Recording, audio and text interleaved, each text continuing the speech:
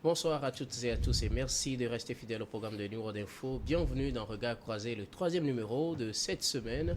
Et quatre sujets comme d'habitude. Aujourd'hui, nous parlerons d'abord du Bénin avec un crédit de 396 milliards de francs CFA du FMI pour financer le développement dans ce pays. Nous parlerons ensuite de la Côte d'Ivoire où le gouvernement a suspendu la hausse des tarifs des données mobiles. Après, nous irons au Niger pour parler des populations d'Arlit qui s'inquiètent de la pollution de leur nappe phréatique. Puis nous allons terminer, comme d'habitude, avec le Togo. La DMK devient la DMP. Et pour en parler ce soir, trois invités sur ce plateau avec moi. Je commence avec la dame Dadonora Noviekou. Vous êtes la coordinatrice nationale de WANEP Togo. Bonsoir et bienvenue. Merci. Bonsoir Guillaume. Bonsoir téléspectateurs. Merci d'avoir répondu à notre invitation. Juste à côté de vous, Justin Anani, journaliste. Bonsoir Justin. Bonsoir Guillaume. Bonsoir à tous et à toutes. Bienvenue aussi. Et puis pour terminer, fidèle au mercredi, Firmin Teko Agbo. Vous êtes chroniqueur politique et directeur du Centre de recherche et géopolitique internationale. Firmin Teko Agbo. Bonsoir Guillaume. Merci de m'avoir invité. Alors, nous commençons avec le tout premier sujet, le Bénin, avec un crédit de 396 milliards du FMI pour financer le développement à la fin d'une mission de 15 jours au Bénin dans le cadre de la deuxième revue du programme économique et financier de la facilité élargie de crédit. Une mission du FMI valide le décaissement de 396 milliards de francs CFA pour le Bénin. Alors, la croissance économique du Bénin lui vaut l'appui aujourd'hui du FMI. J'aimerais commencer par vous, Justin Anani. Oui, tout à fait, c'est le constat qui est fait. C'est suite aux efforts faits par le Bénin depuis un bon moment. Depuis 1996 que le président Athanase Patrice Talon est arrivé. On constate dans ce pays qu'il y a un accroissement, notamment sur la gestion des ressources financières, sur la gouvernance. Donc, sur cette base-là, les institutions de Bretton Woods telles que le Fonds monétaire international et la Banque mondiale envoient périodiquement leurs missions dans ce pays et évaluent ce qui est fait et ce qui reste également à faire. Donc moi je pense que c'est salutaire pour ce pays frère du Togo. Et quand vous analysez l'évolution dans les dernières périodes du Bénin par rapport à d'autres pays également de la sous-région, je pense que le Bénin mérite donc favorablement d'avoir cet appui financier du point de vue du FMI. L'autre constat également qui est fait est que dans les années 2010, plusieurs pays ont atteint le point d'achèvement PPTE, pays pauvres très endettés. Maintenant, l'autre constat est que ces dettes-là ont servi à faire quoi? Si on n'a pas arrivé véritablement à enclencher le développement dans ces États-là. Les pays qui ont pris soin de se lancer, de faire un travail de fond, de penser au développement de leur communauté aujourd'hui, ces pays-là sont félicités, tout comme le Bénin. Donc je l'ai dit, je l'ai fait remarquer tout à l'heure. Donc c'est un appui financier, c'est un tout. Maintenant, le délai de remboursement de cette dette-là va encore s'élever au-delà de 2 ou 3 décennies. Donc, à partir de ce moment-là, je pense qu'il y a également un travail à faire. Donc, de toutes les façons, on note une croissance donc, économique au niveau de ce pays, le Bénin. Le travail qui est fait là, on ne note pas le détournement des fonds publics. Je pense que ça mérite d'être félicité également. Je pense que sur la base de ces fonds-là qui est aujourd'hui accordé au Bénin, plus de 390 milliards de francs CFA, je pense que c'est beaucoup. Donc le président Talon va encore en servir pour enclencher et achever ce qu'il est en train de faire avant la fin de son mandat. Vous parliez tout à l'heure de croissance économique et la prévision pour 2022 c'était de 6%. Selon les résultats, le Bénin a fait un bond jusqu'à 6,3%, ce qui a milité en tout cas en faveur de cet accord-là fait par le FMI. On dit que tous les tableaux ont été cochés. Le Bénin est devenu un modèle, Dado? Alors, déjà, peut-être faut préciser que cet appui n'est pas un appui systématique ou habituel. Et généralement, c'est pour accompagner les pays membres, en tout cas, qui ont des difficultés au niveau budgétaire à gérer un certain nombre de grands projets. Et aujourd'hui, on sait le Bénin a enclenché pas mal de chantiers assez énormes. Et on voit aussi tout ce que le président a enclenché par rapport à l'augmentation des salaires et tout. Naturellement, le Bénin, à lui seul, ne pouvait pas trouver les moyens nécessaires pour gérer assurer ces dépenses-là et que forcément il fallait faire appel au FMI.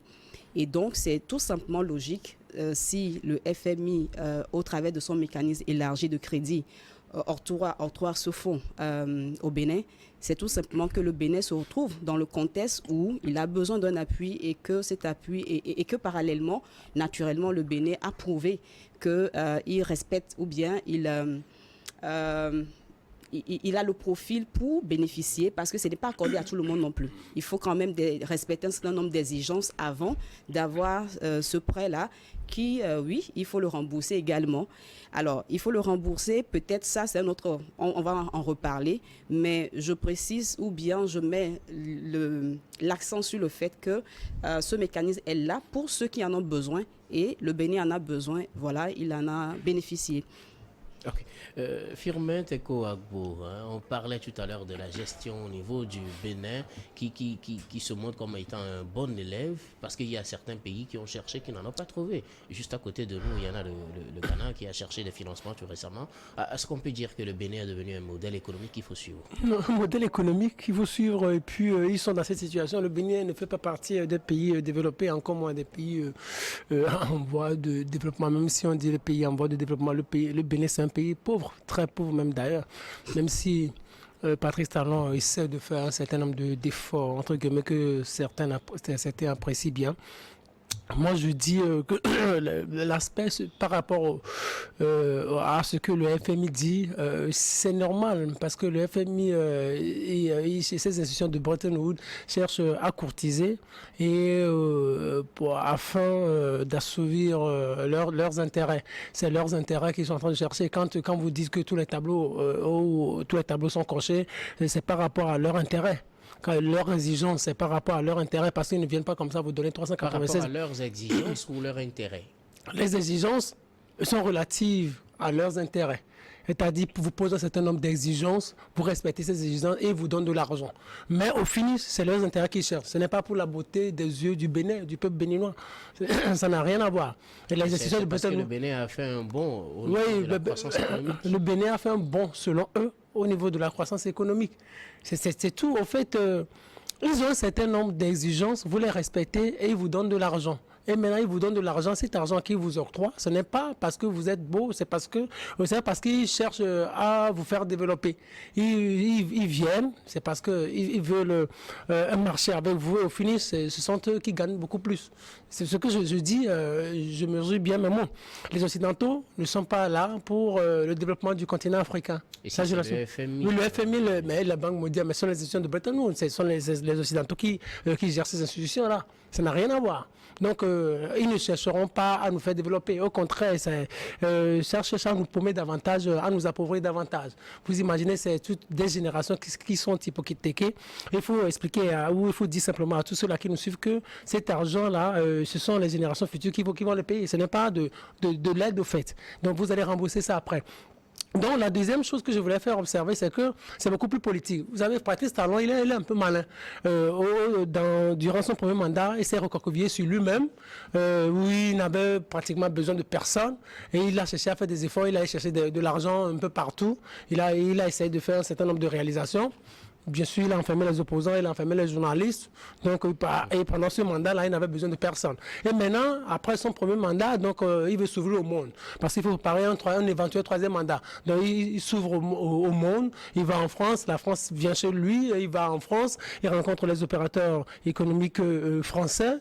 Donc, tout se passe bien du moment où vous êtes bien. Est-ce que rencontrer des opérateurs économiques, arriver à avoir des décaissements du FMI, par exemple, signifie qu'on veut faire un troisième mandat, qu'on veut s'éterniser au pouvoir? Oui, parce que si vous voulez un éventuel troisième mandat, vous devez avoir la bénédiction de la communauté internationale. Parce qu'il sait qu'à cet arlu-là, s'il n'a pas la communauté internationale avec lui, il sera difficile de faire un quelconque troisième mandat. Tout ce qu'il est en train de faire, c'est calculer, c'est politique, c'est politicien en fait.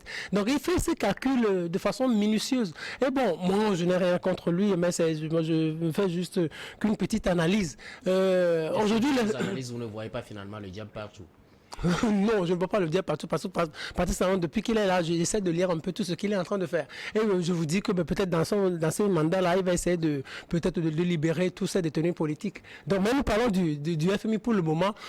Je voudrais répondre un peu à Justin Anani qui disait que bon, les gens ont eu cette histoire de PPTE, ils en ont fait quoi en termes de développement. Le PPTE, c'est quoi? C'est-à-dire, quand on vous déclare PPTE, pays pauvre très endetté, ça veut dire à partir de ce moment vous êtes devenu solvable.